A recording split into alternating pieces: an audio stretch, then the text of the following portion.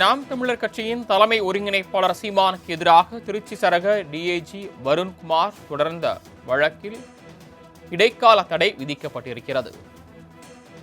சீமானுக்கு எதிரான அவதூறு வழக்கின் விசாரணைக்கு உயர்நீதிமன்ற மதுரை கிளை இடைக்கால தடை விதித்து உத்தரவு பிறப்பித்திருக்கிறது.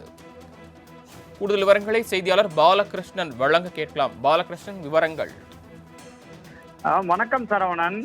திருச்சி சரக டிஐஜி வருண்குமார் தொடர்ந்த அவதூறு வழக்கில் தடை விதிக்க கோரி சீமான் தாக்கல் செய்த மனுவில் வருண்குமாரின் இடைக்கால தடை விதித்து மதுரை உயர்நீதிமன்ற கிளை உத்தரவு பிறப்பித்துள்ளது. வருண்குமாரின் குடும்பத்தை பற்றி அவதூறாக பேசியதாக நாம் தமிழர் ஒருங்கிணைப்பாளர் சீமான் மீது திருச்சி சரக வருண்குமார் திருச்சி மாவட்ட நீதிமன்றத்தில் வழக்கு தொடர்ந்துள்ளார். இந்த வழக்கு நீதிமன்ற விசாரணைக்கு உகந்தது என திருச்சி நீதிபதி உத்தரவிட்டிருந்தார். இந்த வழக்கு விசாரணைக்கு தடை விதிக்க கோரி மதுரை உயர்நீதிமன்ற கிளையில் சீமான் மனு தாக்கல் செய்திருந்தார். இந்த வழக்கானது இன்று நீதிபதி விக்டோரியா கௌரி முன்பு விசாரணைக்கு வந்தது. விசாரணை செய்த நீதிபதி திருச்சியில் விசாரிக்கப்படும் வருண்குமார் வழக்கிற்கு இடைக்கால தடை விதித்தும் இந்த வழக்கில் திருச்சி டிஐஜி வருண்குமார் பதிலளிக்கவும் உத்தரவிட்டு வழக்கை ஒத்திவைத்துள்ளார்.